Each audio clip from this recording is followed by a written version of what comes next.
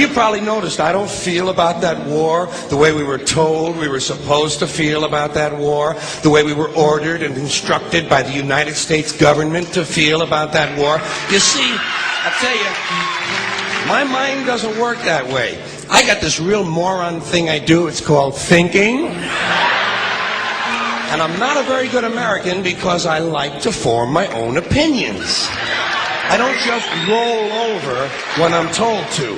Sad to say, most Americans just roll over on command. Not me.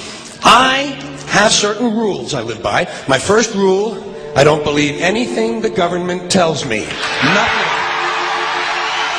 Zero. Nope.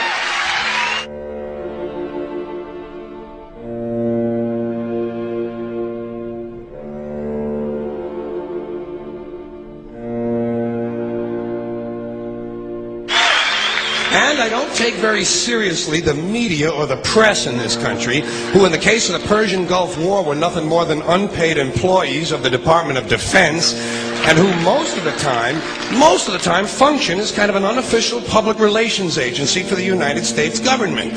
So I don't listen to them, I don't really believe in my country, and I gotta tell you folks, I don't get all choked up about yellow ribbons and American flags.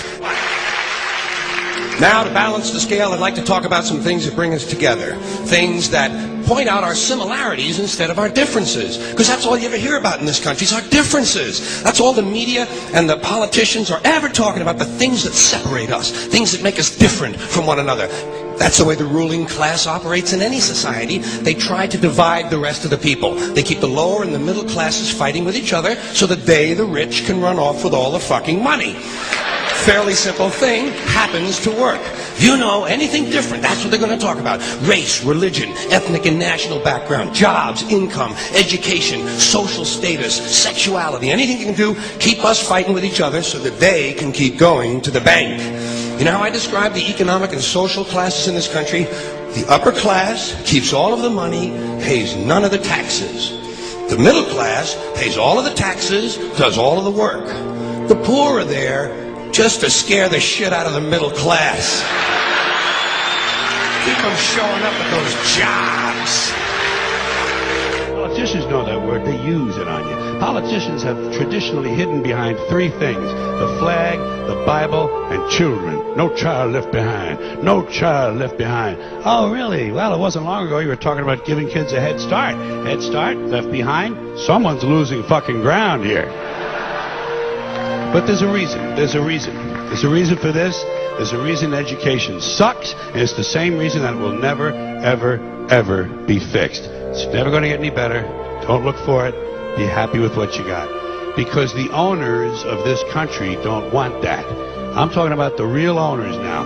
The big, the wealthy, the real owners, the big wealthy business interests that control things and make all the important decisions. Forget the politicians. They're irrelevant. The politicians are put there to give you the idea that you have freedom of choice. You don't. You have no choice. You have owners. They own you. They own everything. They own all the important land. They own and control the corporations. They've long since bought and paid for the Senate, the Congress, the state houses, the city halls. They got the judges in their back pockets, and they own all the big all the big media companies. So they control just about all of the news and information you get to hear. They got you by the balls. They spend billions of dollars every year lobbying to get what they want. Well, we know what they want. They want more for themselves and less for everybody else. But I'll tell you what they don't want.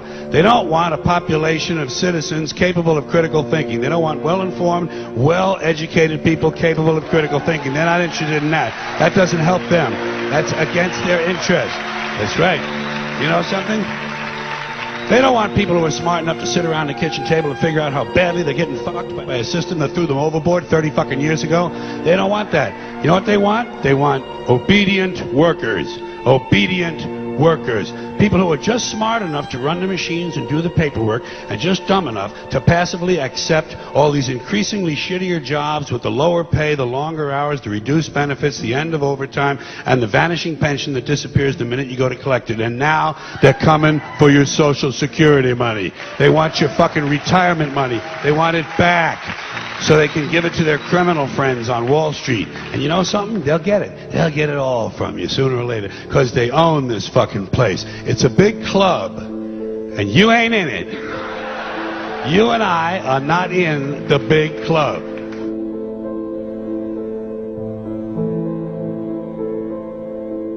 The greatest form of control is where you think you're free when you're being fundamentally manipulated and dictated to. One form of dictatorship is being in a prison cell and you can see the bars and touch them. The other one is sitting in a prison cell but you can't see the bar, you think you're free. What the human race is suffering from is mass hypnosis. We are being hypnotized by people like this. Newsreaders, politicians, teachers, lecturers. We are in a country and in a world that is being run by unbelievably sick people. The chasm between what we're told is going on and what is really going on is absolutely enormous. The greatest hypnotist on planet Earth is a oblong box in the corner of the room. It is constantly telling us what to believe is real. Historically, the control and manipulation of political opinion has been the Freemasons' main weapon in gaining control of countries and states. Once in control of the rulers and politicians of a country, laws and political structures could be changed in accordance with their agenda. However, since restricting the body does not necessarily mean restricting the mind, the Freemason recognizes that their plan for a global government hinges completely on subduing the masses to their agenda, and thus eliminating opposition to their cause. And the greatest threat to their plan, posing more danger than any army or law, is the threat of a free-thinking mind. In order to eliminate this threat and to achieve their objective, the Masons have set about the boldest plan ever devised: the complete control of every aspect of human life, your life. And the weapons they are using against you are in your very homes, entertaining you and your children, and gradually indoctrinating you without you even realizing.